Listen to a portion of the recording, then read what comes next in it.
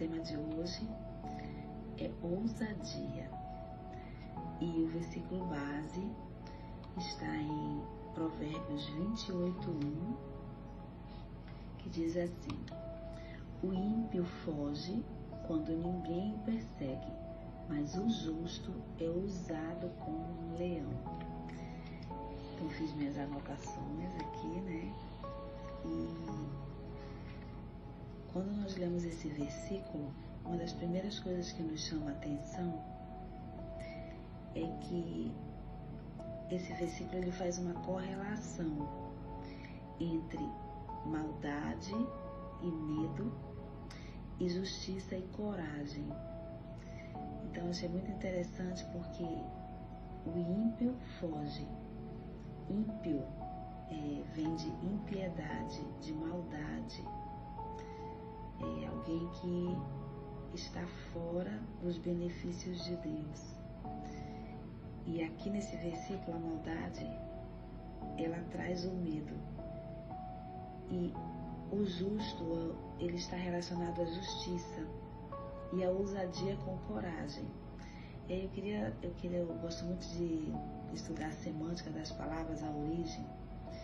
E pegando a origem da palavra ousadia, a gente tem aqui coragem, ânimo, arrojo, bravura, intrepidez. E principalmente um significado que eu achei muito legal, tem muito a ver com a Bíblia, né? Essa palavra ousadia na Bíblia, confiança, estar seguro e ter confiança. Então, a gente sabe que o nosso Evangelho, que é o Evangelho de Cristo, é uma mensagem sobre como, mesmo sendo maus, nós podemos nos reconciliar com Deus por meio de Jesus Cristo, de modo que nós tenhamos uma justiça que nos torne ousados como um leão. Então, mesmo diante da maldade humana, da nossa maldade original, nós temos como termos essa ousadia, sermos ousados como um leão. E aqui, corrigindo talvez um pensamento que a gente tenha quando lê esse versículo, que o ímpio foge, mas o justo é ousado, não é que todo ímpio ele foge, e nem que todo justo seja ousado, né? Não é que todo ímpio, que não existam ímpios ousados, nem justos que tenham medo em algum momento. Não é isso. Mas é que, no geral, tem algo na maldade que leva ao medo, né? E tem algo na justiça que leva à confiança, que leva à ousadia. E a gente vai ver o que é esse algo que tem na maldade que leva para o medo e na justiça que leva para a confiança. Então o ímpio, ele também pode ter ousadia, mas só que tem uma diferença. A ousadia do ímpio, ela é imprudente, porque ela é decorrente da maldade, da vontade tola de correr riscos loucos. Por exemplo, sexo promíscuo, drogas, agulhas contaminadas, excesso de velocidade, todos os atos criminosos, até as brigas no trânsito e até as palavras que ferem. Mas o justo não fala palavras que ferem? Por vezes sim, mas ele logo se arrepende. É diferente do ímpio, porque o ímpio ele não teme a Deus, ele não tem o temor de Deus, né? Então a palavra de Deus diz lá em Provérbios 25 que o princípio da sabedoria é o temor de Deus, né? Então o ímpio, a ousadia do ímpio, quando ele a tem, é uma ousadia imprudente. E esse versículo ele tem algumas nuances muito interessantes, né? Salomão ele começa Provérbios 28 com esse versículo. E o que faz o ímpio fugir, mesmo que ninguém o persiga? Porque o versículo diz que ele foge mesmo que ninguém esteja perseguindo ele. Isso aí é uma metáfora que fala o seguinte, que a consciência do ímpio é que o persegue. Na verdade, é a má consciência, é o peso na consciência, o famoso peso na consciência, né? Que nada mais é do que a culpa. Gente, mas muitas vezes o ímpio não tem culpa, não é? Ele não sente culpa, mas a culpa é manifestada de outras formas, certo? A consciência pesada é a resposta para essa pergunta. Por que o ímpio foge, mesmo quando não tem ninguém perseguindo ele? Vamos pensar no exemplo do carro de polícia. Quando o carro de polícia está próximo, ou ele está nos seguindo, qual é o nosso pensamento? O que a gente sente? Né? O carro está atrás da gente mesmo sem nos perseguir, simplesmente está atrás de nós. O que tem no nosso coração, na nossa mente? É paz ou é medo? É confiança ou evitação? Quero fugir, eu quero parar e deixar o carro de polícia ir embora? Ou eu vou tranquilamente seguir o meu caminho? Então, essa é uma metáfora que mostra mais ou menos o que é a consciência pesada. Eu estou devendo algo, não é? Cíntia, mas tem ímpios ricos que não devem a ninguém. Mas a consciência os acusa de alguma dívida que pode nem ser financeira, não é? Porque está acompanhada de maldade. Outra metáfora interessante. Você já começou a se defender numa conversa antes mesmo que alguém te critique por alguma coisa? Por que você começa a se defender? Alguém nem te criticou, mas você já começa a ter argumentos e defesas naquela conversa para justificar algum medo de confronto. O ímpio foge quando não está sendo perseguido porque tem uma consciência ruim. Há coisas ruins armazenadas o suficiente que uma voz lá dentro diz que alguém está atrás dele, à procura dele, falando dele, mesmo quando ninguém está perseguindo. Então essa perseguição pode não ser aquela perseguição velada, real, mas o medo de alguém estar falando, de alguém estar criticando, né? Então isso está lá dentro, não existe realmente, mas está aqui no meu pensamento. Então, foge, o ímpio foge, e essa fuga pode também não ser aquela fuga real de corrida, mas é uma fuga de evitar, de evitação, certo? Isso ocorre tanto porque o ímpio ele está em desagrado de Deus. Ele está sob o desagrado de Deus. O ímpio ele não tem temor, ele não quer agradar a Deus. Então a consciência dele fala por si só. Na verdade, a consciência dele não o defende, ela o acusa, certo? Então por isso o medo.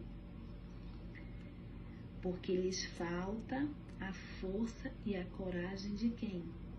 Do Espírito Santo. O ímpio não tem Espírito Santo. E a consciência dele cria o perseguidor que está lá, mesmo quando não está realmente, ou mesmo quando não existe, certo? E fazendo um contraste com o justo, que esse versículo diz, né? O ímpio foge quando ninguém o persegue, mas, né? Esse mais faz toda a diferença na nossa vida. O justo é ousado como um leão. A ousadia, que a gente viu que é coragem, confiança, estar seguro, ter confiança, faz um contraste com o medo, a fuga, o medo. Essa fuga aqui de Provérbios 28:1, ela está relacionada com o medo. E a ousadia está relacionada com coragem. Não é a mesma ousadia imprudente que por vezes o ímpio pode ter, mas é a ousadia prudente, é a ousadia baseada numa força que não é nossa, é uma força que vem do alto, é uma força do Espírito Santo, do temor a Deus. É uma ousadia, uma força com uma consciência limpa. Por que consciência limpa? Porque não erra? Porque não peca? Não, uma consciência limpa porque se arrepende. E aqui tem uma coisa importante. Os justos não fogem porque têm confiança em alguém que os justificou, né? E aí entra o que é ser justo? Quem é esse justo? Ele tem confiança em Jesus Cristo, que o justificou de todo pecado. E por isso ele é justo. Ele não é justo por causa das suas obras. Não é? Ele não é justo porque ele simplesmente começou a fazer coisas boas. Não. Ele é justo porque alguém que nunca praticou o pecado, que nunca pecou, o justificou, ficou no lugar dele. Né? Então, os justos buscam o favor de Deus e dos homens. Aí eu quero ler Romanos 8:1.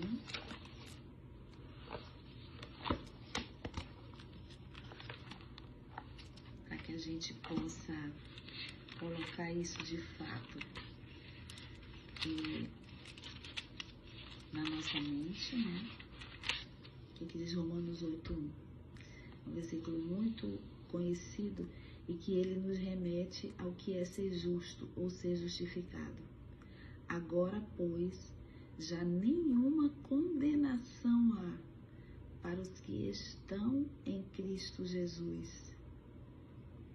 Então, o justo, na verdade, não é que ele faz coisas boas, mas o justo é aquele que está em Cristo Jesus.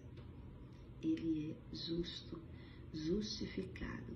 E por isso ele tem essa ousadia. Não é uma ousadia imprudente, mas é uma ousadia, uma coragem, uma confiança, um estar seguro. Seguro não nas suas atitudes ou no seu próprio bem ou na sua própria bondade, mas na bondade de Jesus Cristo e do Espírito Santo. E eu também gostaria de ler mais 2 versículos, ainda falando sobre o justo e sobre a justiça. Salmo 37:25, que diz assim, ó: fui moço e já agora sou velho, porém jamais vi o justo desamparado e nem a sua descendência a mendigar o pão. Então, quem é justo é cheio de coragem, de ousadia, e ele não vai mendigar o pão e nem ficar desamparado. Eu também quero ler 2 Coríntios 3:4, 5 e o começo do 6. E é por intermédio de Cristo que temos tal confiança em Deus, ousadia em Deus. Para quê? Não que por nós mesmos sejamos capazes de pensar alguma coisa, como se partisse de nós. Pelo contrário, a nossa suficiência, a nossa confiança, a nossa ousadia, o nosso sentir-se seguro para fazer ou falar algo, vem de Deus, o qual nos habilitou para sermos ministros de uma nova aliança. O ímpio, meus irmãos, minhas irmãs que estão me ouvindo, ele não tem temor de Deus, ele não tem a ousadia que vem de Deus e do Espírito Santo. A ousadia do ímpio é imprudente, é para fazer loucuras, atos loucos, não para divulgar essa nova aliança, que diz aqui em 2 Coríntios 3. Diferente do justo. Os justos, eles têm a ousadia para pregar o Evangelho, para defender o Evangelho acima de qualquer coisa. E o ímpio, ele tem a consciência pesada e o medo. A maldade do ímpio, a impiedade do homem está ligada ao medo.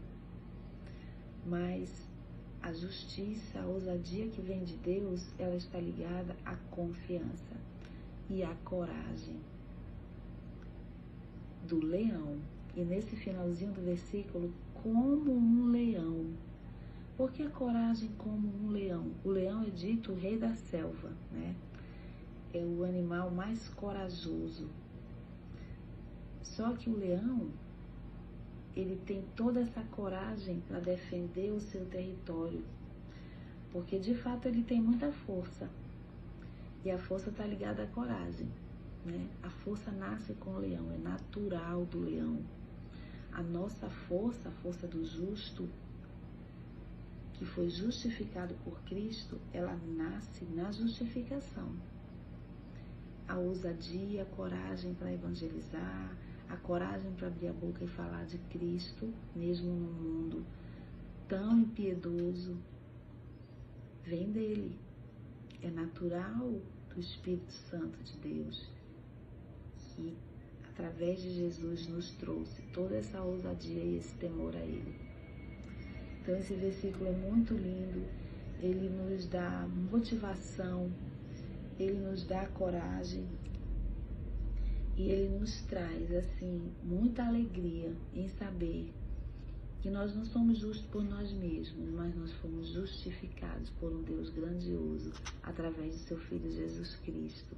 E com isso, Deus nos habilitou para nós sermos ministros de uma nova aliança. Ministrar é falar, é levar, é ser enviado.